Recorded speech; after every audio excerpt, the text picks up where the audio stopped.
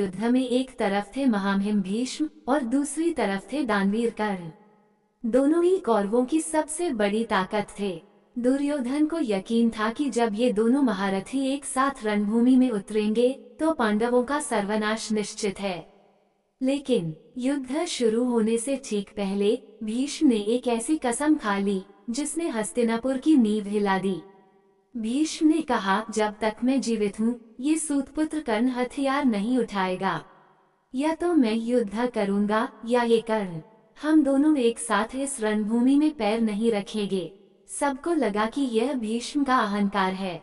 सबको लगा कि भीष्म कर्ण को नीची जाति का मानकर उससे नफरत करते हैं। इतिहास गवाह है कि कर्ण को अर्धरथी यानी आधा योद्धा कहकर भीष्म ने उसका घोर अपमान किया था। लेकिन रुकिए, क्या ये सचमुच नफरत थी? क्या हो अगर मैं आपसे कहूँ कि यह अपमान कर्ण को तोड़ने के लिए नहीं बल्कि उसे बचाने के लिए था। भीष्म जानते थे वो राज जिससे दुर्योधन और खुद कर्ण भी अनजान थे। वो कड़वे शब्द कर्ण के लिए भीष्म का सुरक्षा कवच थे। आखिर क्या था वो डर जिसने पितामह को विलेन बनने पर मजबूर कर दिया? क्यों वो कर्ण को अर्जुन के सामने आने से रोक रहे थे? इस वीडियो में आप जानेंगे महाभारत का वो काला सच जिसे सुनकर आप भी कहेंगे कि भीष्म ने कर्ण को युद्ध से रोका नहीं बल्कि उसे मौत के मुंह में जाने से बचाया था। शांतिदूत श्री कृष्ण का प्रस्ताव ठुकराया जा चुका था। कुरुक्षेत्र की भूमि रक्त पीने के लिए प्यासी थी। कौरवों के पास 11 अक्षौहिणी सेना थी जबकि पांडवों के पास केवल 7। दुर्योधन को अपनी जीत पक्की करने के लिए एक ऐसे सेनापति की जरूरत थी जो अजेय हो। उसकी नजर 2 योद्धाओं पर टिकी थी। एक थे गंगापुत्र भीष्म जिन्हें इच्छा मृत्यु का वरदान था और दूसरे थे अंगराज कर्ण जिनके पास जन्मजात कवच कुंडल और विजय धनुष था। दुर्योधन ने कूटनीति के तहत पितामह भीष्म को सेनापति बनाने का निर्णय लिया। उसे लगा कि अगर भीष्म और कर्ण एक साथ पांडवों पर टूट पड़े तो युद्ध एक ही दिन में खत्म हो जाएगा। लेकिन नियति को कुछ और ही मंजूर था। जब दुर्योधन ने भीष्म को सेनापति पद सौंपा तो भीष्म ने उसे स्वीकार तो किया लेकिन 2 शर्तें रख दी। भीष्म ने कहा, दुर्योधन, मैं कौरवों का सेनापति बनूंगा, अपनी अंतिम श्वास तक हस्तिनापुर के सिंहासन की रक्षा करूंगा। मैं प्रतिदिन पांडव सेना के 10,000 महारथियों का वध करूंगा, किंतु मेरी 2 शर्तें हैं। पहली, मैं पांडवों का वध अपनी इच्छा से नहीं करूंगा क्योंकि वे मेरे भी पौत्र हैं। और दूसरी शर्त यह है कि मैं और कर्ण एक साथ युद्ध नहीं करेंगे। कर्ण सदा मेरी निंदा करता है, वह बड़ों का सम्मान करना नहीं जानता। इसलिए जब तक मैं इस रणभूमि में खड़ा हूँ कर्ण अपने शस्त्र नहीं उठाएगा। मेरे गिरने के बाद ही उसे सेनापति बनने का अधिकार मिलेगा। दुर्योधन के पैरों तले जमीन खिसक गई।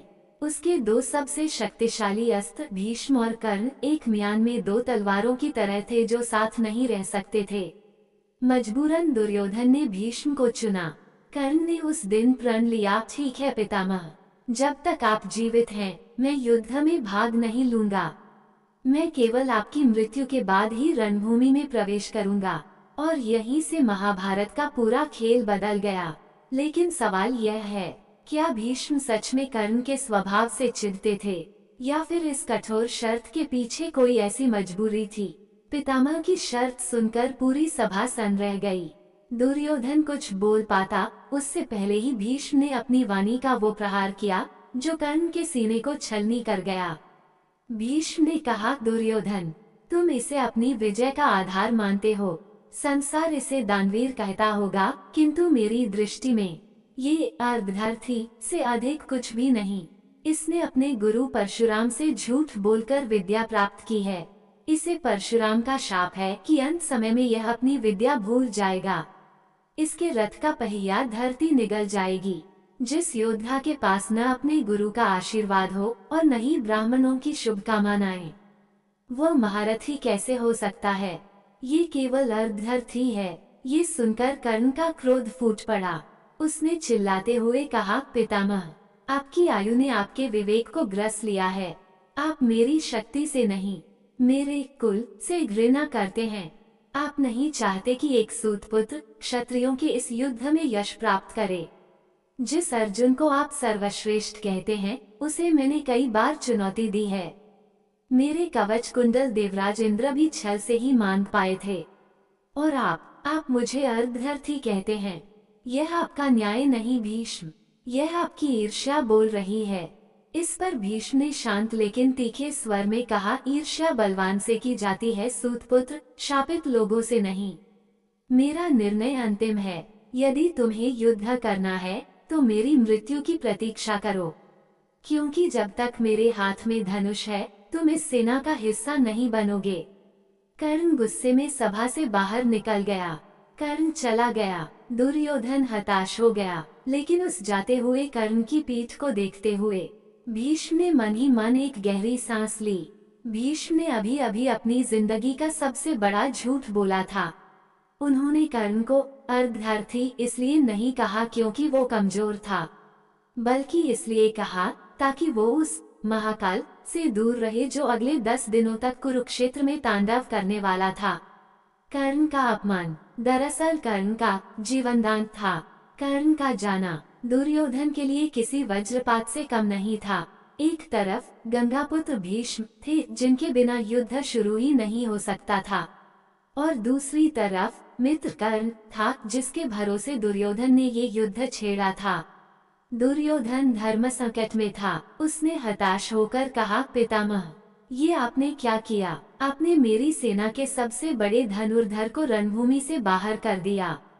पांडवों के पास अर्जुन है, गांडीव है, श्री कृष्ण है। कर्ण ही तो था जो अर्जुन की आंखों में आंखें डालकर खड़ा हो सकता था। आपने आज मेरे शरीर से मेरी ही भुजा काटकर फेंक दी। भीष्म ने समझाया, दुर्योधन, युद्ध केवल क्रोध से नहीं, नीति और धैर्य से जीता जाता है। कर्ण वीर है, किंतु वह अधीर है। उसका क्रोध उसे विवेकहीन बना देता है।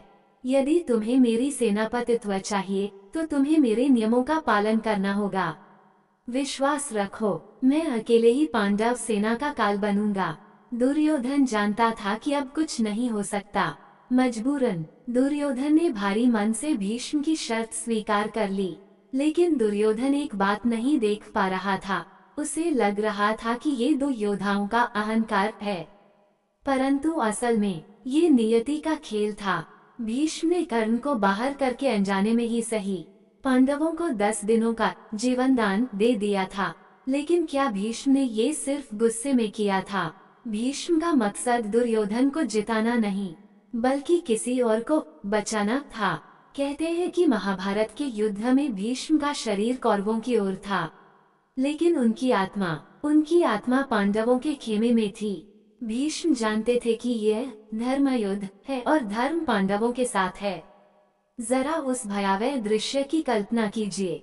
अगर युद्ध के पहले ही दिन भीष्म पितामह और अंगराज कर्ण दोनों एक साथ पांडव सेना पर टूट पड़ते तो क्या होता? एक तरफ भीष्म मृत्यु का तांडव करते और दूसरी तरफ कर्ण अर्जुन को घेर लेते। उस दिन सूर्यास्त से पहले ही पांडवों की हार निश्चित थी। भीष्म ये गणित बहुत अच्छे से जानते थे। वे जानते थे कि कर्ण के पास इंद्र की शक्ति है जो उसने अर्जुन के लिए बचा कर रखी है। यदि कर्ण पहले दिन आता तो वह अर्जुन पर उस शक्ति का प्रयोग कर देता और बिना अर्जुन के पांडव अनाथ हो जाते। इसलिए भीष्म ने मन ही मन सोचा, नहीं, मैं ऐसा अनर्थ नहीं होने दे सकता। मेरे जीते जी पांडु के पुत्रों का विनाश नहीं हो सकता। मुझे कर्ण को रोकना होगा, भले ही इसके लिए मुझे कर्ण की नजरों में खलनायक बनना पड़े, भले ही मुझे उसे अर्धरथी कहकर उसका दिल तोड़ना पड़े। भीष्म की रणनीति साफ थी। उन्होंने कर्ण को युद्ध से बाहर करके कौरव सेना की शक्ति को आधा कर दिया। उन्होंने 10 दिनों तक युद्ध किया। उन्होंने पांडवों की सेना का संहार किया, लेकिन ध्यान दीजिएगा, इन 10 दिनों में उन्होंने 5 पांडवों में से किसी एक को भी नहीं मारा। दुनिया भीष्म को कौरवों का सेनापति मानती रही, लेकिन सच तो ये था कि उस रणभूमि में खड़ा वह बूढ़ा पितामह अपने ही नातियों के लिए ढाल बनकर खड़ा था। उसने कर्ण के अपमान का विष पिया ताकि पांडव जीवित रह सकें, लेकिन भीष्म के पास कर्ण को रोकने की एक और वजह थी। एक ऐसी वजह जो राजनीति या युद्ध से नहीं बल्कि रक्त से जुड़ी थी। क्या भीष्म पितामह कर्ण से केवल इसलिए नफरत करते थे क्योंकि वह एक सूतपुत्र था? जी नहीं, भीष्म जैसा ज्ञानी और विद्वान व्यक्ति कभी जाति के आधार पर योद्धा का आकलन नहीं कर सकता। असल में भीष्म की नफरत एक मुखौटा थी। देवर्षि नारद और वेद व्यास के संकेतों से भीष्म ये जान चुके थे कि कर्ण साधारण सूतपुत्र नहीं है। वे जान चुके थे कि कर्ण की रगों में किसी सारथी का नहीं बल्कि कुरुवंश का ही रक्त बह रहा है। कर्ण कुंती का ज्येष्ठ पुत्र था, पांडवों का बड़ा भाई। जरा सोचिए भीष्म के हृदय पर क्या बीत रही होगी। वे जानते थे कि यदि कर्ण युद्ध में उतरा तो वह अर्जुन से टकराएगा और उस युद्ध का परिणाम चाहे जो भी हो, मरेगा तो कुंती का पुत्र ही। भीष्म नहीं चाहते थे कि अनजाने में ही सही कर्ण अपने ही सगे छोटे भाइयों के रक्त से हाथ रंगे। वे कर्ण को भ्रातृ हत्या के महापाप से बचाना चाहते थे। इसलिए उस दिन भरी सभा में भीष्म ने जानबूझकर कर्ण के जन्म और कुल पर प्रहार किया। भीष्म के वो कड़वे शब्द असल में कर्ण के लिए सुरक्षा घेरा थे। दुनिया की नजरों में भीष्म क्रूर बन गए, लेकिन अपनी अंतरात्मा में वे उस समय सिर्फ एक संरक्षक थे। भीष्म केवल भावनाओं में बहने वाले वृद्ध नहीं थे, वे एक महान रणनीतिकार भी थे। वे जानते थे कि युद्ध के पहले दिन कौरव सेना में सबसे ज्यादा जोश होगा, लेकिन पांडवों के पास सबसे बड़ी ताकत थी योगेश्वर श्री कृष्ण। भीष्म को एक डर था, उन्हें डर था कि कर्ण अपनी वीरता के अहंकार में बिना पूरी तैयारी के अर्जुन से भिड़ जाएगा। भीष्म जानते थे कि अर्जुन अभी अभी स्वर्ग से लौटा है, उसके पास दिव्यास्त्र हैं, पाशुपतास्त्र है और सबसे बढ़कर उसका रथ हाँकने वाले स्वयं नारायण हैं। भीष्म मन ही मन जानते थे कि कर्ण वीर है, लेकिन अधीर है। उसका क्रोध उसे कमजोर बना देता है। भीष्म जानते थे कि कर्ण के ऊपर परशुराम का श्राप है। भीष्म नहीं चाहते थे कि युद्ध के पहले ही दिन वह समय आ जाए। कर्ण को अपमानित करके उसे युद्ध से दूर रखकर भीष्म ने उसे सुरक्षित कर दिया। यह अपमान कर्ण के लिए एक कवच की तरह था। अगर भीष्म ने ऐसा न किया होता तो शायद महाभारत का युद्ध 18 दिन नहीं बल्कि कुछ ही दिनों में समाप्त हो जाता कर्ण की मृत्यु के साथ। भीष्म ने कर्ण को अर्धधर्थी कहकर उसे एक महारथी की मौत मरने से कुछ समय के लिए बचा लिया। रणभूमि सज चुकी थी और जैसा कि भीष्म ने कहा था, वे काल बनकर पांडव सेना पर टूट पड़े। एक दिन नहीं, 2 दिन नहीं, पूरे 10 दिनों तक कुरुक्षेत्र में केवल एक ही नाम गूंजता रहा, गंगापुत्र भीष्म। पांडवों की सेना गाजर मूली की तरह कट रही थी।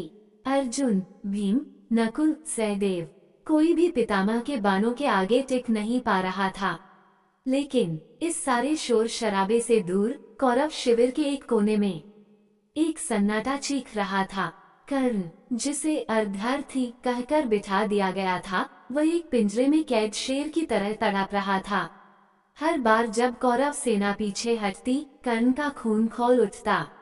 वह सोचता, ये कैसा न्याय है पितामह, आप अकेले यश लूट रहे हैं और मुझे यहाँ अपयश के अंधेरे में धकेल दिया। मेरी भुजाएं फड़क रही हैं, मेरा गांडीव प्यासा है, लेकिन आपकी एक जिद ने मुझे नपुंसक बना दिया है। 10 दिन बीत चुके थे। भीष्म ने अपना वचन निभाया, लेकिन 10वें दिन की शाम नियति ने करवट ली। शिखंडी को ढाल बनाकर अर्जुन ने बाणों की वर्षा कर दी और वो असंभव घटना घटी जिसकी कल्पना किसी ने नहीं की थी। कुरुक्षेत्र का सबसे विशाल वृक्ष गिर चुका था। गंगापुत्र भीष्म बाणों की शैया पर थे। युद्ध रोक दिया गया, लेकिन इस खबर ने जिस व्यक्ति को सबसे ज्यादा हिलाया, वो दुर्योधन नहीं, वो अर्जुन नहीं, वो कर्ण था। जैसे ही कर्ण ने सुना कि पितामह गिर गए हैं, उसका क्रोध, उसका अपमान, उसकी नफरत सब एक पल में धुएं की तरह उड़ गए। अब उसे सेनापति बनने की खुशी नहीं थी, अब उसे अपने पितामह को खोने का डर था। कर्ण नंगे पैर रणभूमि की ओर भागा। वह जानना चाहता था आखिर क्यों, और अब वो घड़ी आ गई थी जब भीष्म अपनी चुप्पी तोड़ने वाले थे। युद्ध थम चुका था। देवता भी आकाश से ये दृश्य देखकर रो रहे थे। कौरव और पांडव दोनों अपने अपने शिविरों में लौट चुके थे, लेकिन एक योद्धा था जिसे चैन नहीं था। कर्ण कर्ण दबे पांव वहां पहुंचा जहां भीष्म लेटे थे। उसकी आंखों में अब क्रोध नहीं बल्कि एक अजीब सा डर था। कर्ण घुटनों के बल बैठ गया और कांपते हाथों से भीष्म के पैरों को छुआ। रोते हुए उसने कहा, प्रणाम पितामह। मैं वही अभागा कर्ण हूँ, वही राधेश्याम जिसे आपने हमेशा दुत्कारा, जिसे आपने अर्धरथी कहा। आज आप गिर गए हैं तो मैं आपसे लड़ने नहीं, आपके चरणों की धूल लेने आया हूँ। मेरी शत्रुता आपके पद से थी पितामह, आपसे नहीं। भीष्म ने धीरे से अपनी आंखें खोली। उनकी आंखों में अब वो सख्ती नहीं बल्कि अपार प्रेम था। उन्होंने कहा, आओ पुत्र कर्ण, मैं तुम्हारी ही प्रतीक्षा कर रहा था। मेरे पास आओ। और पास तुम राधेय नहीं हो और न ही तुम सूतपुत्र हो। देवर्षि नारद ने मुझे सब बता दिया है। तुम सूर्य के अंश हो, तुम कुंती के ज्येष्ठ पुत्र हो, तुम पांडवों के बड़े भाई हो। कर्ण के चेहरे पर बिजली सा झटका लगा। उसने हकलाते हुए पूछा, पितामह आप ये जानते थे? भीष्म मुस्कुराए और बोले, हाँ पुत्र, मैं जानता था और इसीलिए मैंने तुम्हें अर्धार्थी कहा। मैं तुमसे नफरत नहीं करता कर्ण, मैं तो तुम्हें बचाना चाहता था। मैं नहीं चाहता था कि तुम अपने ही छोटे भाइयों के खून से अपने हाथ रंगो। मैं नहीं चाहता था कि तुम व्यर्थ ही कुरुक्षेत्र की आग में जल जाओ। मेरा वो अपमान तुम्हारे लिए एक कवच था बेटा। मैंने तुम्हें युद्ध से दूर रखा ताकि तुम जीवित रह सको। मैंने तुम्हें कड़वे वचन कहे ताकि तुम पांडवों से न लड़ो। मुझे क्षमा कर देना महारथी कर्ण, मुझे क्षमा कर देना। कर्ण फूट फूट कर रोने लगा। उसने अपना सिर भीष्म की छाती पर रख दिया और सिसकते हुए बोला, पितामह, मैं जीवन भर यह समझता रहा कि पूरी दुनिया मेरे खिलाफ है। मुझे लगा आप मेरे दुश्मन हैं, पर आप तो मेरे रक्षक निकले। आपने मुझे रोकने के लिए खलनायक का दाग अपने माथे पर ले लिया। उस रात कुरुक्षेत्र के उस अंधेरे कोने में दो महान आत्माओं का मिलन हुआ। सारी गलतफहमियां आंसुओं में बह गईं।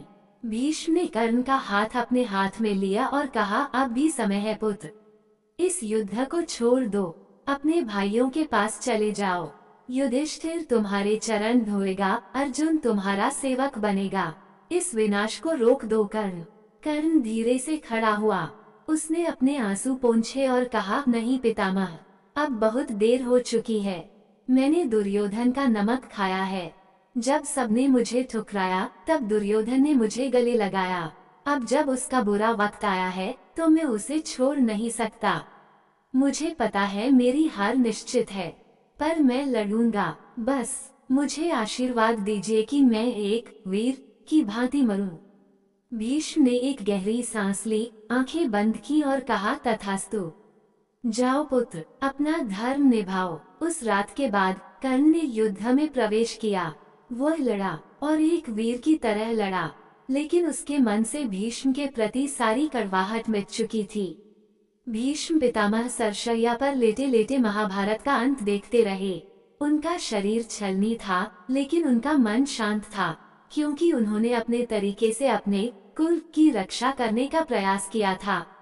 दोस्तों, महाभारत हमें यही सिखाती है कि कभी कभी जो हमें शत्रु लगता है वो असल में हमारा शुभचिंतक होता है।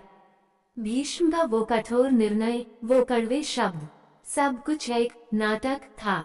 एक ऐसा नाटक जिसमें पितामह ने खलनायक का मुखौटा पहन लिया ताकि वे अपने बच्चों को महाविनाश से बचा सकें।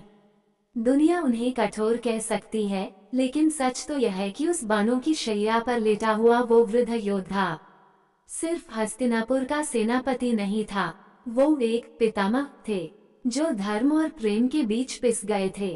तो ये थी महाभारत की वो अनसुनी कहानी जो अक्सर पन्नों के बीच खो जाती है। भीष्म ने कर्ण को रोका, नफरत से नहीं बल्कि प्रेम से। अब आप हमें कमेंट्स में बताइए, क्या भीष्म का तरीका सही था? क्या उन्हें कर्ण को सच बता देना चाहिए था या उन्होंने जो किया वो धर्म संगत था। अपनी राय नीचे कमेंट बॉक्स में जरूर लिखें। अगर इस वीडियो ने आपके दिल को छू लिया है तो इसे लाइक जरूर करें और अपने दोस्तों के साथ शेयर करें। महाभारत के ऐसे ही गहरे रहस्यों और अनसुने किस्सों को जानने के लिए अभी सब्सक्राइब करें हमारे आध्यात्मिक ज्ञान मंथन चैनल को और बेल आइकॉन दबाना न भूलें। जल्द मिलेंगे एक और अद्भुत कहानी के साथ। तब तक के लिए जय श्री कृष्ण।